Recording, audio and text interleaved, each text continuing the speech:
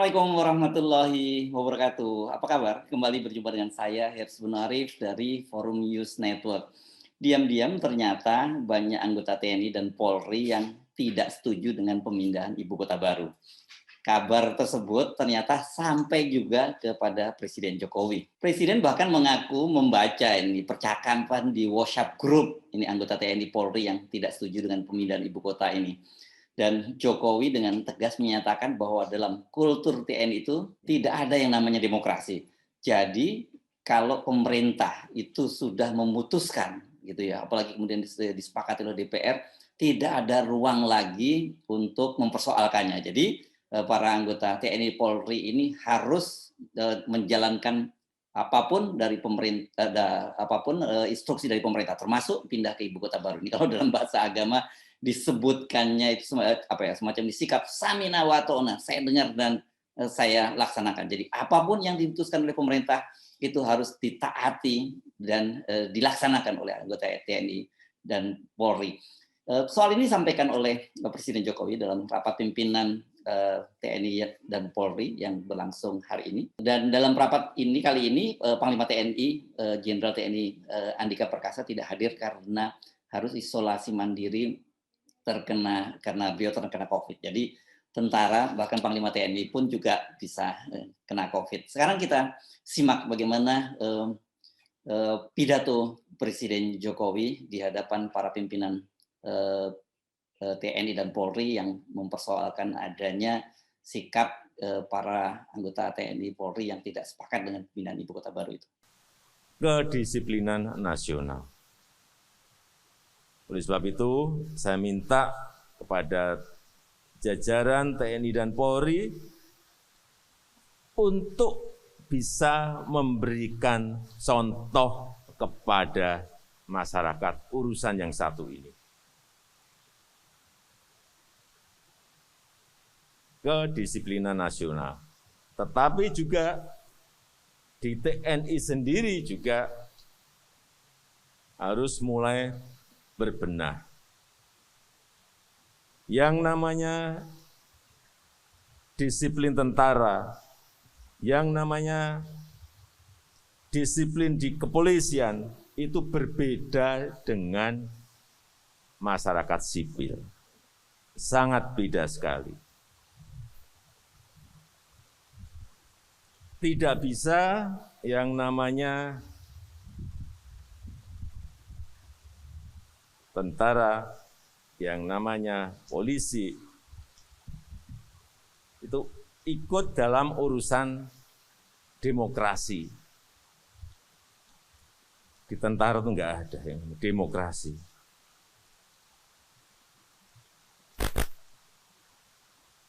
Enggak ada yang namanya bawahan itu merasa bebas.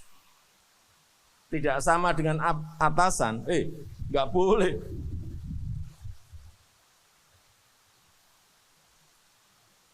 Dengan berbicara masalah demokrasi, tidak ada yang namanya di tentara, di kepolisian, enggak ada. Sehingga ini hal seperti ini harus mulai dikencangkan lagi. Supaya masyarakat itu melihat dan bisa kita bawa juga ke arah kedisiplinan nasional. Ini bukan hanya bapak-bapak atau ibu-ibu yang bekerja, tetapi yang di rumah juga sama. Hati-hati, ibu-ibu kita juga sama. Kedisiplinannya harus sama. Enggak bisa. Menurut saya enggak bisa ibu-ibu tuh memanggil misalnya, ngumpulin ibu-ibu yang lain, memanggil penceramah.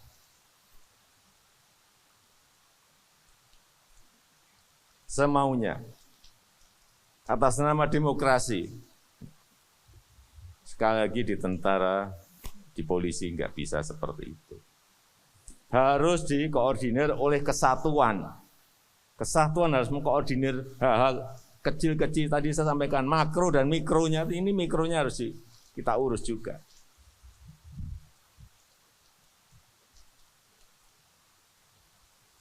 Tahu-tahu mengundang penceramah radikal. Nah, hati-hati.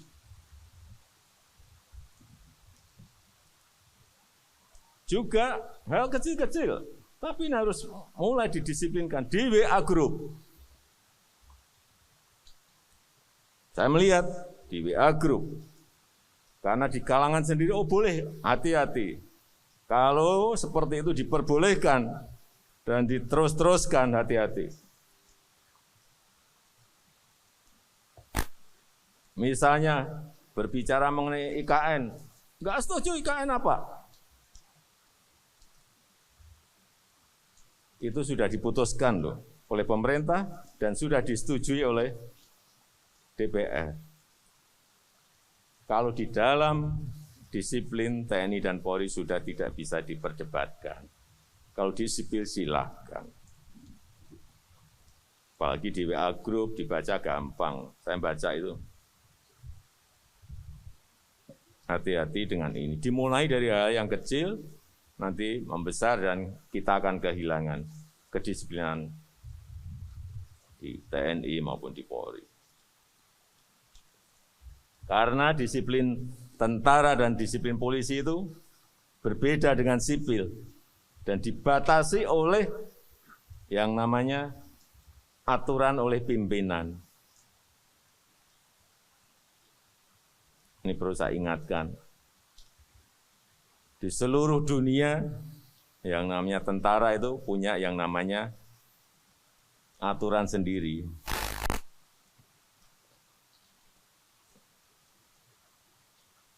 Kitab, undang-undang, hukum, disiplin tentara. Yang intinya, kalau kita lihat, inti dari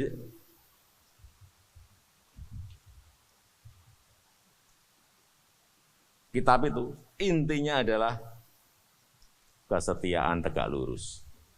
Saya baca-baca, ini apa sih intinya? Kesetiaan tegak lurus.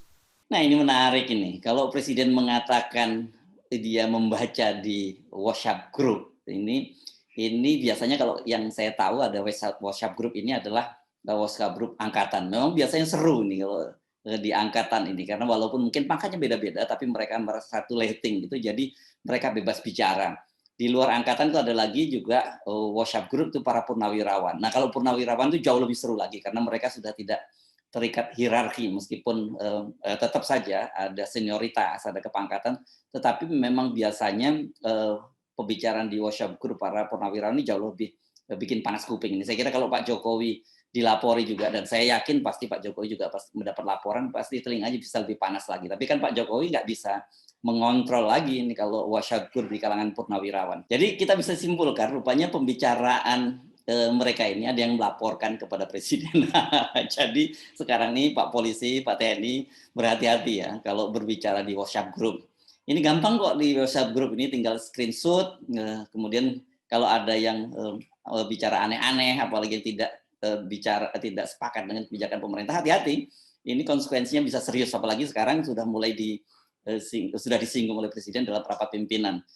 Ya, saya kira mungkin begitu ada teguran dari Presiden ini langsung ada tindakan untuk mendisiplinkan percakapan-percakapan di WhatsApp Group. Ini gampang kok kalau di WhatsApp Group ini tinggal screenshot tadi kan sampai pada komandan Anda, bahkan ternyata kemudian kalau dianggap cukup serius ini bahkan bisa sampai kepada Presiden.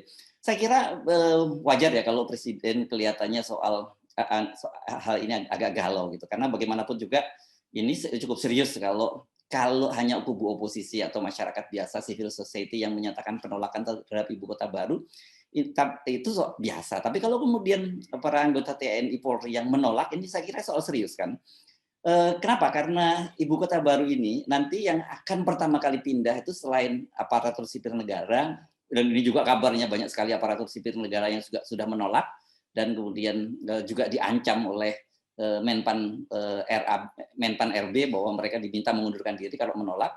Nah, yang akan pindah ini juga nanti adalah TNI dan Polri. Mereka akan pindah mulai tahun 2023. Ini jadi betul-betul kalau orang Jawa nyebutnya babat alas. Jadi ya apa ya, dia menjadi pionir dulu sebelum banyak fasilitas macam-macam, mereka akan pindah. Nah, menurut Deputi 1 Kepala Staf Presiden, Febri Calvin Tete Lepta itu akan ada 7.687 ASN anggota TNI dan Polri yang akan pindah ke ibu kota negara. Ini untuk tahap pertama. Nah, jumlah itu kata dia itu berdasarkan data dari Bappenas. Jadi rencananya itu rinciannya itu terdiri dari 1.971 aparatur sipil negara, kemudian 5.716 TNI Polri termasuk pasukan pengawal presiden, Badan Intelijen Negara dan jajarannya. Ini jadi memang TNI dan Polri jumlahnya paling banyak. Dan jumlah itu masih belum final gitu, karena itu belum ada keputusan resmi. Tapi saya kira mungkin jumlahnya nggak akan jauh berbeda dan itu akan bertambah karena tadi disebutkan adalah tahap pertama. Panglima TNI Jenderal Andika Perkasa juga menyatakan itu nanti di kawasan ibu kota negara baru ini akan dibangun pangkalan 3 matra, yakni Angkatan Darat, Laut, dan Udara. Ketiga angkatan ini bakal terintegrasi dengan Komando Daerah Militer Kodam Baru. Jadi kalau ada Kodam, masih jumlahnya sangat besar. Total itu tadi kan disebutkan bahwa areal yang dibutuhkan untuk 3 matra tadi, darat, laut, dan udara itu sampai 4.500 hektar. Ini disampaikan oleh Panglima TNI ketika meninjau kawasan IKN pada hari Kamis lalu tanggal 17 bulan 2. Selain para anggota TNI Polri, ini terutama kalau ini kan kebanyakan pasti suami ya yang harus hati-hati. Ini para istri prajurit itu juga diingatkan oleh Presiden Jokowi. Nah, ini penting ini jadi komandannya harus mulai mengawasi anak buahnya, kemudian anak buahnya akan mengawasi anggota keluarganya, termasuk istri, terutama istri saya kira ya.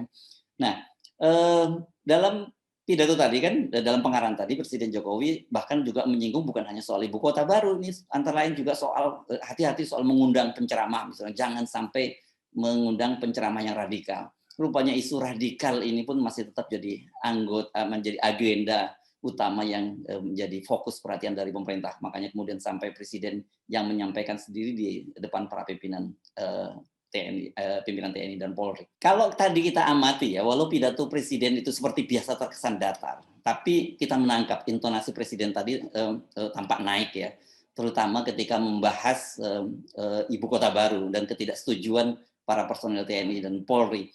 Dia mengingatkan bahwa soal itu sudah diputuskan oleh pemerintah dan disetujui oleh DPR. Kita tahu sudah ada undang-undangnya. Jadi kata Presiden Jokowi tadi tidak ada ruang untuk diperdebatkan oleh internal TNI Polri karena aturan main di TNI Polri itu beda. Nggak ada demokrasi di TNI Polri. Jadi apa yang diputuskan oleh pimpinan, apa yang diputuskan oleh komandan itu harus dijalankan. Kalau sampai Presiden menyinggung soal ini secara khusus dalam rapat pimpinan TNI dan Polri, saya kira ini memang ada soal yang sangat serius. Jadi rupanya ini persoalan pemindahan ibu kota baru ini tidak hanya menghadapi persoalan-persoalan penolakan dari banyak kalangan dan juga menghadapi persoalan anggaran, tapi ini sendiri ini jadi para aparat pemerintah sendiri kan tadi saya sebut ASN sendiri juga seperti diakui oleh Kemenpan RB itu juga banyak yang menolak untuk pindah ke ibu kota baru. Dan sekarang rupanya di kalangan TNI dan Polri juga penolakan semacam itu juga cukup tinggi. Tetapi tentu saja